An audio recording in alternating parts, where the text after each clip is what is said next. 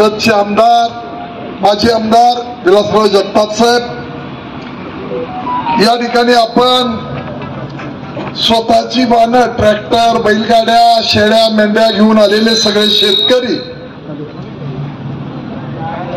वडीलधारी मंडळी आणि तरुण मित्रांनो, पत्रकार मित्र यांचंही मी कौतुक करतो. भर उन्हामध्ये आपण सगळी मंडळी या ठिकाणी आहात. हा आक्रोश मोर्चा, चक्का जाम आंदोलन ज्याला आपण म्हणतो, ते करायचा उद्देश काय हे आपण सगळी अनुभवतोय, भोगतोय. काय परिस्थिती आहे, प्रत्येक शेतकऱ्यापुढं अतिशय मोठं संकट उभं आहे. आजची परिस्थिती उद्या बदलेल म्हणून तो गेले 7-8 वर्ष सातत्यानं आपल्या शेती पिकवण्याचं काम करतो. मुलाबाळांचं भविष्य उद्या सुधरेल अपेक्षेनं काम करत असतो. आजची परिस्थिती आपण पाहतो, अवकाळी पाऊस, अतिवृष्टी, सोलापूर जिल्ह्यामध्ये सीना नदीच्या काठी धाराशिव या ठिकाणी प्रचंड मोठं नुकसान झालं आणि मग त्या ठिकाणच्या काही जमिनीवरची माती गेली, जनावरं गेली, गोटे वाहून गेले, घरांना पडझड झाली, माणसं अडचणीत आली. तशीच परिस्थिती गेले 7-8 वर्ष आपल्या परिसरामध्ये आपण सगळी मंडळी अनुभवतो. काय द्राक्ष बागायतदाराची अवस्था आहे, द्राक्ष बागायतदाराची अवस्था, खत, माती, औषधं, बियाणं, मजुरी, सगळा खर्च काढला तर दरवर्षी त्याच्या अंगावर कर्ज वाढत चाललंय. जगताप साहेब माणूस, बँका आहेत, पतसंस्था आहेत, खाजगी सावकारी आहे आणि या दुष्टचक्रामध्ये तो अडकलाय. त्याला आता कुठल्याही परिस्थितीमध्ये राज्य सरकारनं जे आश्वासन दिलेलं आहे ते पूर्ण करा या उद्देशानं हा शेतकरी सगळा इथं गोळा झालाय. मी आपल्याला विनंती करतो की तुम्ही राज्य चालवणारे मायबाप सरकार म्हणून आपण तुमच्याकडे पाहतो.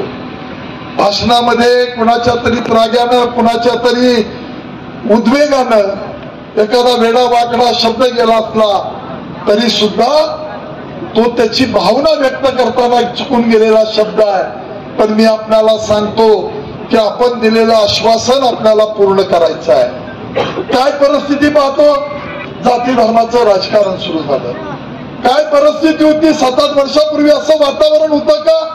कोण मराठा, कोण धनगर, कोण माळी, कोण धोबी, शेजारी पाजारीचा धर्म माणसं पाळत होती. जाती धर्माकडे कधी एवढ्या प्रकर्षानं पाहत नव्हतं.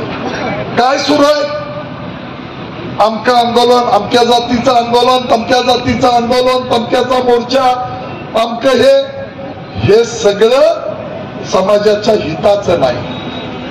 प्रश्न सुटले पाहिजे पण ते एकमेकाच्या विरुद्ध उभारून नाही, एकमेकाला समजून घेऊन सुटले पाहिजे. ह्या सगळ्या भूमिका आपल्याला पार पाडायचं कारण या महाराष्ट्राची ही संस्कृती नाही. संस्कृती आपली पुरोगामी विचाराची आहे. फुले शाहू आंबेडकरांचा छत्रपतींच्या विचारानं चालणारा महाराष्ट्र आहे.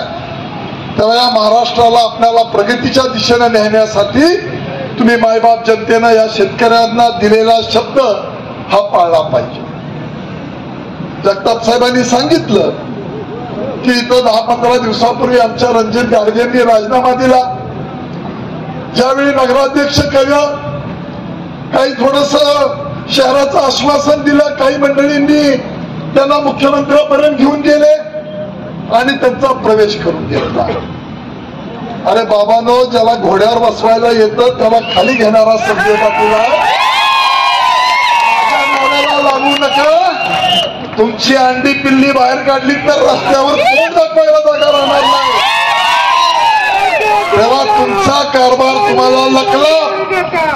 पण असल्या घाणेरड्या गोष्टी करू नका. आम्ही जमलोय ते शेतकऱ्यांच्या या प्रश्नासाठी जमलोय. आपल्यावर आसमानी संकट आलंय, सुलतानी संकट तुम्ही आणू नका.